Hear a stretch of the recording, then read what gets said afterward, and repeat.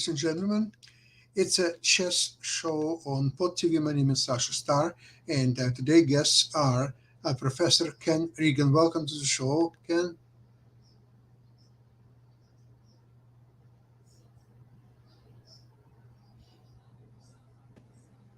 Yes, thank you.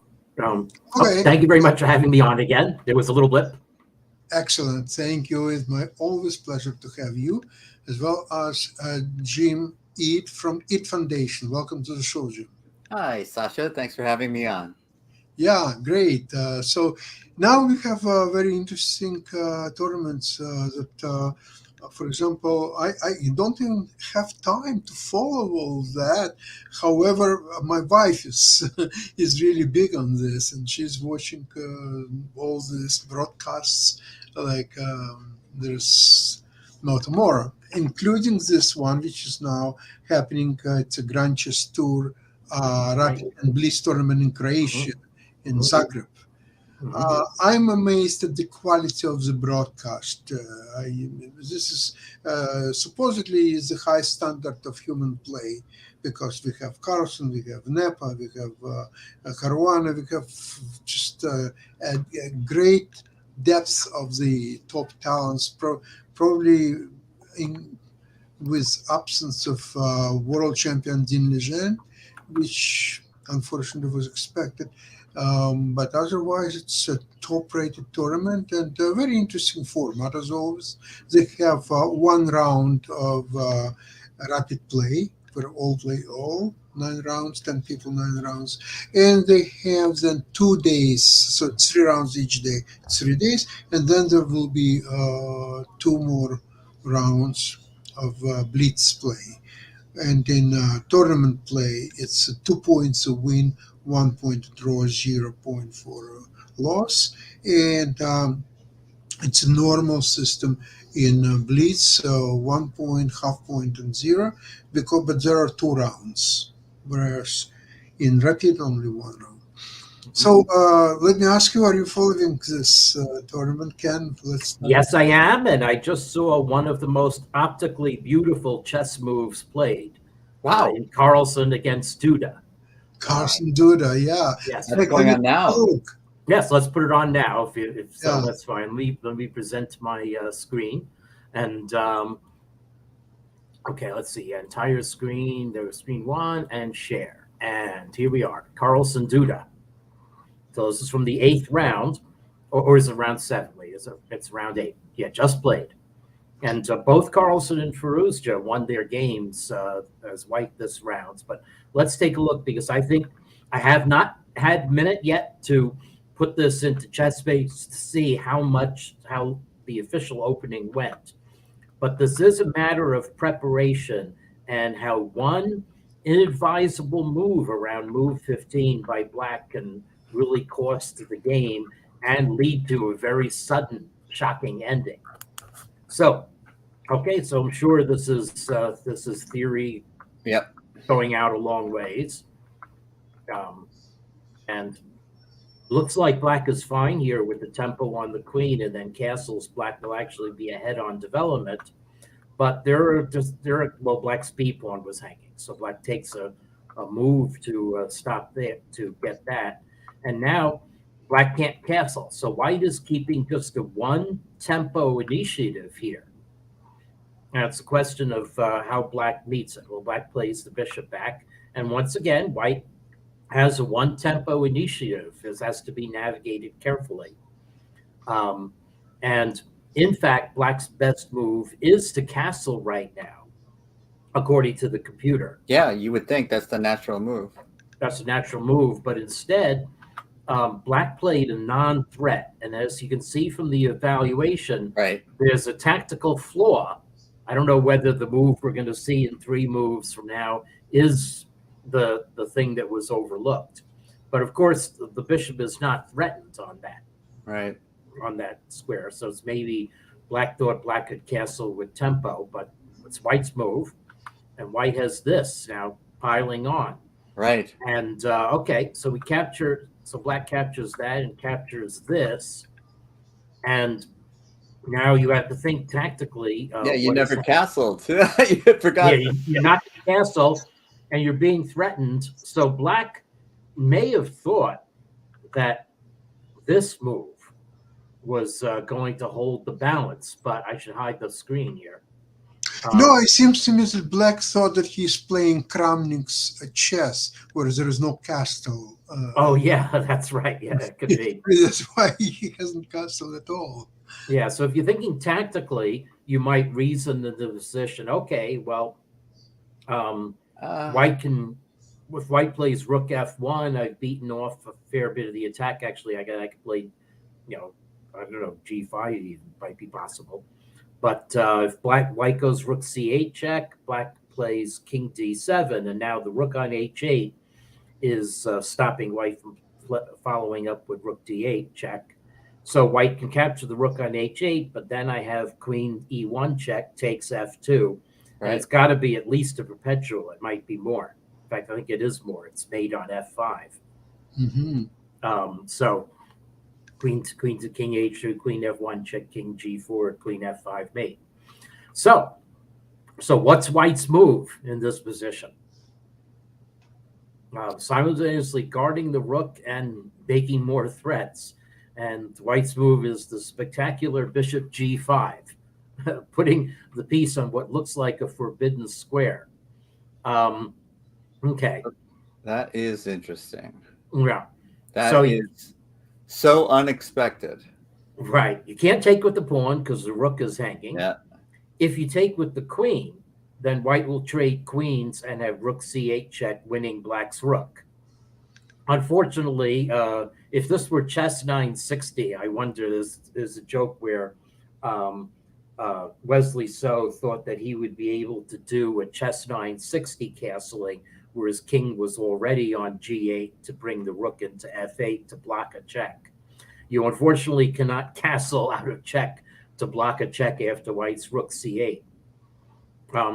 And unfortunately, black has to do something. I wonder why exactly does queen d7 fail here? Let's see if we can puzzle it out.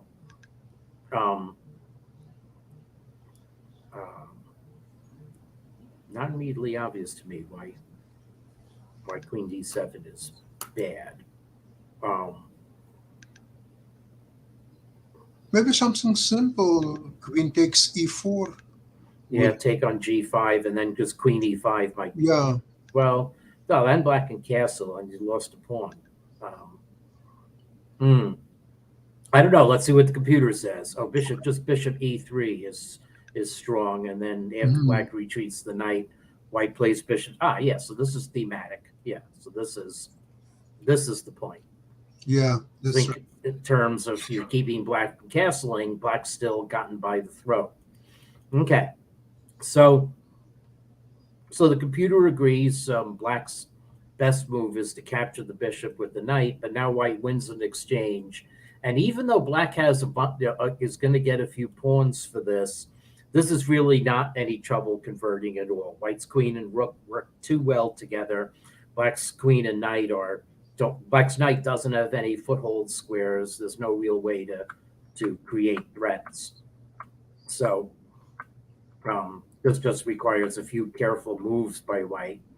Any endgame is also lost because black's knight cannot cover the queen side. So white just flicks black's pieces out of the way. This keeps black's king from retreating to any safety. There isn't much that black can do going after that pawn. Ouch. No, you know what? I have a feeling I followed this was how the game ended. Yeah. So this is just all over. Well, you can't. Well, no. Yeah, it's all over. Yeah. Wins this pawn. So. Yep. Yeah, but that move was really. So it'd be interesting to know whether bishop g5 was seen in preparation before the game, or whether it was. Well, I don't think they would have prepared for h6. I think. Oh yeah, that's true. Casting is such a natural move that's probably where their preparation would have ended, without looking at a move like h6. But in any case, finding it over the board this is the kind of move that I really struggled with the bishop to g5, because it also moving backwards attacks the queen and protects the rook through the queen. So Right. that's the kind of move that I could see that moving forward if the bishop was skewering the queen or pinning the queen. That was obvious to me. But the moving backwards, like Actually, that. Jim, you're right. The backward piece moves are the most difficult to find. Yes, and That I was have to me. basically that as a theorem in my data, that backward moves are found, good backward moves are found less often by human players, and attacking moves are played, advancing moves are played more often than they And should. computers would have no trouble with that. It means nothing to the computer, backwards Right. and forwards. Yeah, yeah. But to the human, I wonder why. That's so interesting. It was certainly true for me. I learned that early on in my playing career, that I kept missing those kinds of moves. When I would play over the games, and I would say, "Oh man, I can see it now," but I couldn't see it at the time. Yeah. Well, because naturally you are always looking for attacking options. Forward. The backward moves don't support the attack very much, so that's why they could be really overlooked very easily. Well, one of the early lessons, and I think this is why I started to pick up on this, is I was playing a lot of chess with Danny Kopek one semester in college. He was in graduate school when I was a freshman, and he played, his knight was on f3, and he played it back to g1 to reroute it to e2, and I was kind of amazed. You know, it had no prospects on f3, and on e2 it could come into c3 and then into the game. And it was like a backwards move that was actually a developing move. It really opened up my eyes. Yeah. So back to the tournaments. You know, this is a series of tournaments, right, Sasha, that we're talking about? Yeah, it's a Grand Chess Tour system. Right. They have about five tournaments a year. And well, not only that they have extremely strong players, and of course Garry Kasparov is instrumental in all this setup, but the quality of production, the commentaries, visuals, this all second to none. A lot of sites improved their representation or so on, but I think they're still miles away from everybody else. And remember, for example, what you see now, okay, they have a location of tournament is in Zagreb. So they have one commentator is in Zagreb, and right, master Grandmaster actually, Chirila. And then they have studio in San Luis, where there is Yasser Seirawan and Pakidze, a former in St. Louis, yes, champion. Yeah, they are in St. Louis, and they have guests, and it's very dynamic. And then they have the Grandmaster Miroshnichenko, who is analyzing at the computer chessboard, so he can see computer lines and everything else, and he's right. It's so the flow is just incredible. It's and they have very, very few, if any, technical flows. It's still very fragile online situation, as we know from our shows as well. But their production is just second to none. I'm impressed. I've been in St. Louis. I saw their studio. Oh yeah, it's wonderful. It's just fantastic. I'm really glad that they're doing such a wonderful, fantastic job. I remember one game where who was the white pieces were early in the opening. Was it Napa or somebody else who played H4 in very early? It was in French, H4, and then they continued to play a game. And Yasser made very interesting comment. If this position would be shown to him, and he would be asked how you can improve white's position, he would say to play h4 back to h2. Yes. Yep. Well, I could show something related to that. Okay. Firouzja's game also has an amazing interval toward the end. Let's see. Okay, so let me do this one more time here. I think it works best to do my entire screen, so never mind the cricket score up. Yes. Okay, Shout so out to Fruza. St. Louis and to Yasser though for the commentary. Go ahead. Yep. Ben. Yeah, I don't know if I should click the commentary if it's copyright illegal for me to do that here. But anyway, King's India defense and a very standard kind of position where white has pawns on e4 and c4, and white is the two bishops. So it's a question of can white open the position, and then after white does open the position, can black hit back? And this is a case where black does successfully hit back and equalize the game. Yes. And the only reason black loses is black gets a little bit too ambitious. So, I mean, actually, at this point here, it looks very strong for white, I must say. But the computer says don't get so excited. And even though black has weaknesses, I mean, G6 is there. Black has a counterattack that is evidently going to work. So white actually, this is an interesting defensive move, and I'm sure this game would reward a lot more careful study. But you're indirectly defending the vulnerable squares on the third rank with that rook move. Right. White just is able to There goes the attack. Beat off black's immediate attack. Black defended his G-pawn. So this is, now fine. White is the two bishops, but they're not going to be on the board for the whole time because black won a pawn, and now white recaptures the pawn, and one bishop's gone. Now, again, this still looks like an optical advantage for white because black's knight is actually poorly placed at the moment. White's bishop on G2 looks like it's doing a lot of good work. Clearly, I would favor white here. Yeah, but now white couldn't prevent the pawns from coming off, so now it's pawns. That changes things, yes. Same side of the board. Black's king is actually doing pretty well, and black will very soon be. I don't know why white had to allow black's knight into the game like that, but I don't know either. Yeah, well, they traded it off, and now white wins a pawn, and black gets this center counterattack. The engine says completely equal, but watch what happens. Okay, so black starts to get very ambitious. And if it's blitz, I'm sure something like this would work.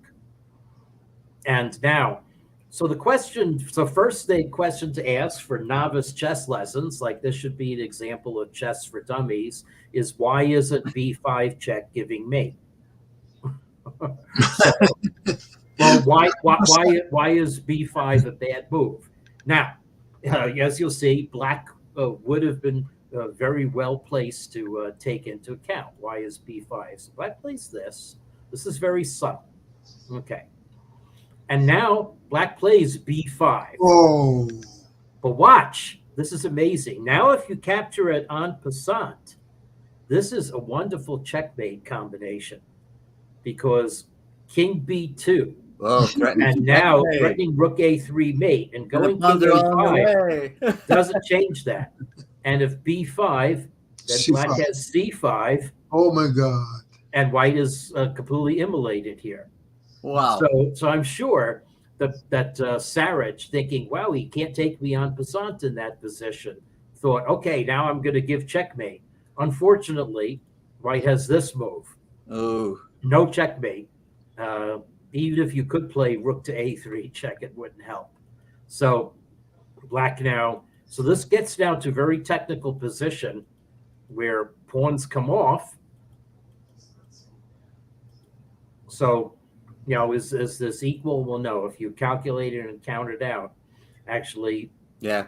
So this really requires attention to Dvoretsky, making sure. Well, actually, the more immediate problem is white's going to play rook c5. Yeah. So white says this doesn't need Dvoretsky. This is very clearly black's not going to be anywhere near the tempos needed. So here black resigned or fell on time. Wow. So that would be a very pretty checkmate in that variation to play b6. Yeah. b5.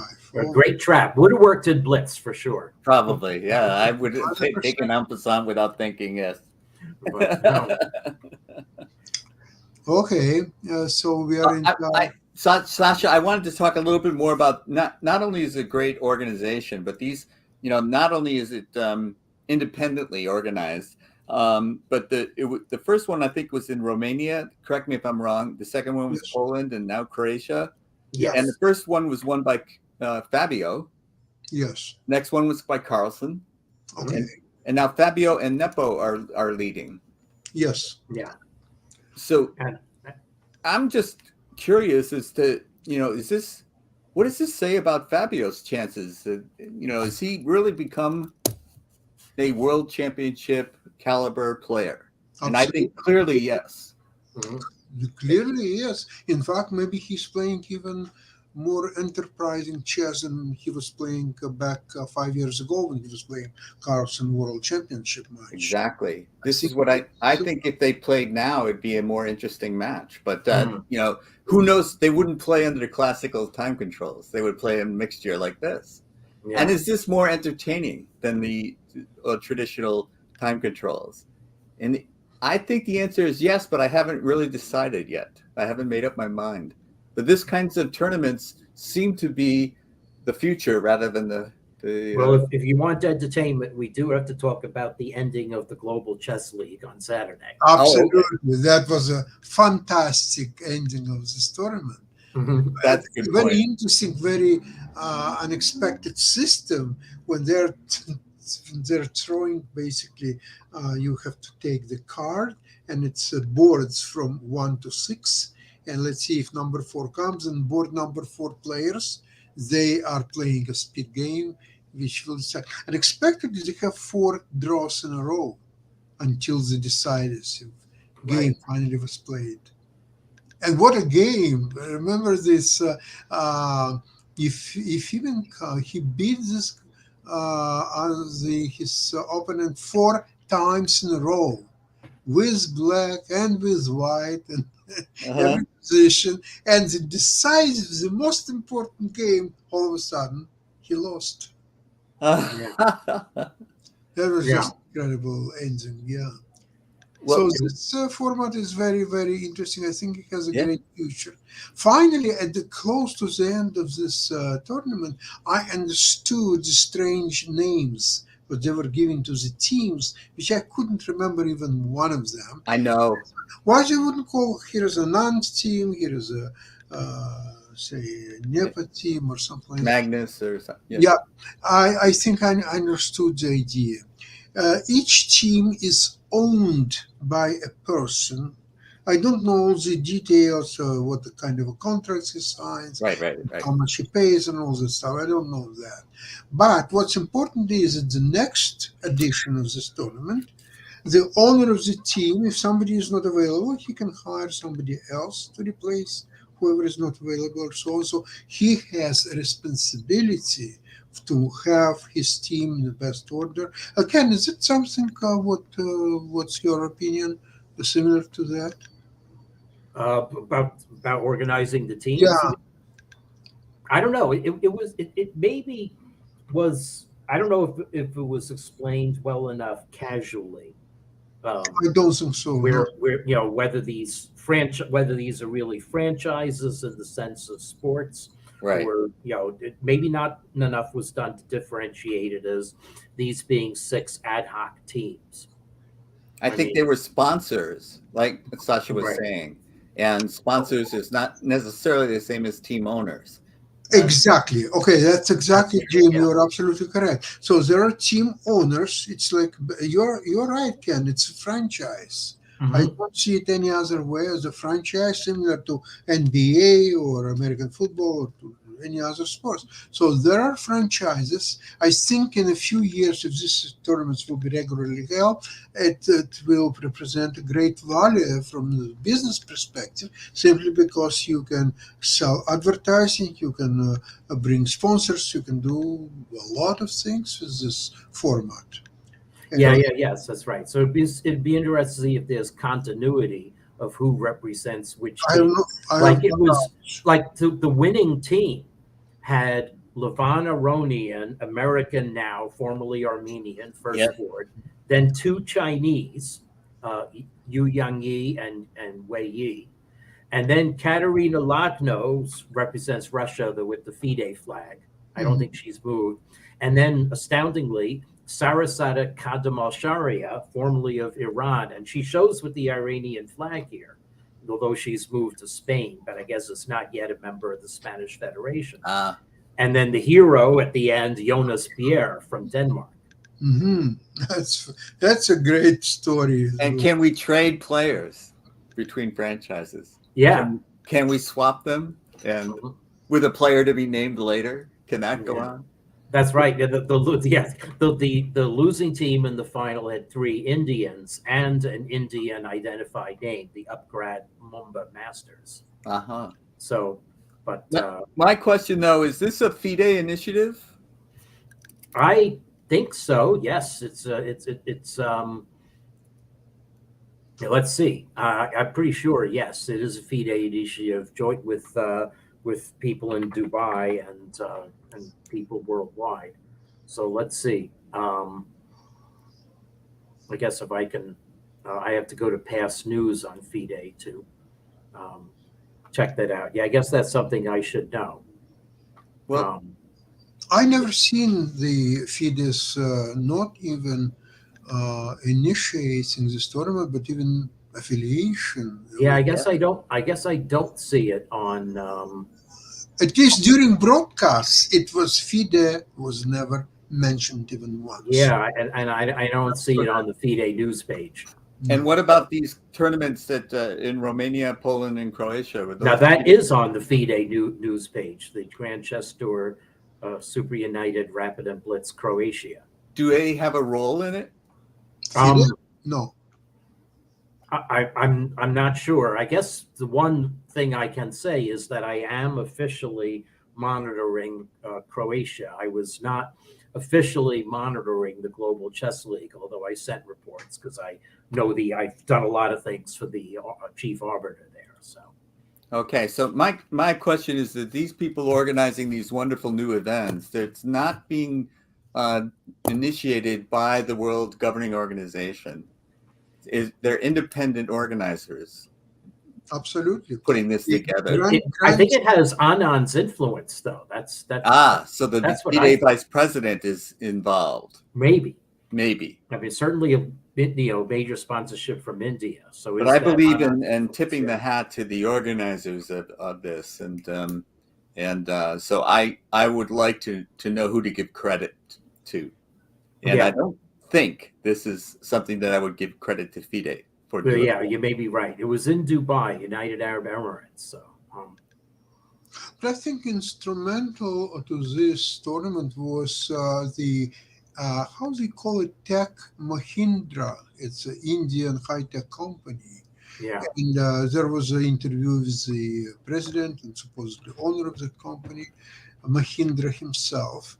And I think if you will try to evaluate what was role of actually Mahindra company, Dubai organizers, and FIDE, I think all contributed probably, but I think number one is definitely Mahindra company in India. Well, I do have this news item which I found from 2 years ago. FIDE and Tech Mahindra announced a landmark partnership marking a key milestone in the creation of the Global Chess League. All right. So this certainly is an origin with FIDE. Good. Or maybe, I don't know why it was more. And FIDE and Tech Mahindra announced dates for the first Global Chess League. Here we go. So this was on the FIDE news page. So now maybe I don't understand why I didn't find it on the FIDE news page just now. Maybe I just missed it. Well, nothing of this year. Everything is 2022. Here we go. Viswanathan Anand is certainly speaking up. So that was that was my impression. Okay. So, well, we can't, as long as you've got my screen showing, might as well show the key moment. And I've actually backed it up to this position because this is where it becomes an interesting battle of 2 bishops versus 2 knights. Right. In a position that gives prospects for both kinds of piece. There's squares black can sink into. But if white, for instance, were able to get bishops on the a3, f8, and a2, g8 diagonal, black would be in dire trouble. So let's see how people maneuver. So I'm not going to try to offer analysis of every move, but white is trying to open squares and open that flank of the board where where black's blockade of the d pawn could be dissolved. Like right now, rook c6 check is a major threat, which black has to run to go. And white is quite happy to sacrifice a pawn because white's going to have the better play on the open lines. Here we go. This activates the two bishops. Yes. And the two bishops, there's a chance of making a pass pawn on the queen sides. And that, if the bishops are able to get together in the center and escort a pawn, that would be a winning combination. So I wonder if we got a general principle here, Ken. Like we used to say, to activate the rook was worth a pawn in an ending. And now maybe it's worth a pawn to activate the two bishops. Yeah, white is almost there. Black has to, king b6 would not work because of rook d6 check. So black has to devote the rook to the menial task of guarding a pawn from in front. From behind. Yeah, rooks hate to do guard duty. Yeah. But black has some counterplay, so here they come. It looks complicated to me. I can't give you it might feel like desperation while you're playing it. Now, this is a good lever to break up black's pawn chain, which it does. On the other hand, black gets a few tempi, and now I thought at this point, and now the commentators actually said at this point, well, now I think this is going to be a draw because one of white's bishops is going to disappear. But actually, no. Black couldn't capture the bishop because there would have been a counterattack on d7. And now the knight is pinned, and that's actually a misstep that white doesn't take advantage of. But the black was able to organize the knights, but white's two bishops are still very much alive. I would have to go back over that. I'm not sure. Yeah, well, the amazing thing is capturing the pawn is a big mistake. Instead, bishop e8, hunting for bear. When you yes, black would have to play king f8 or king g8. Right. That would have been an important tempo game. Correct. That would have driven the king further.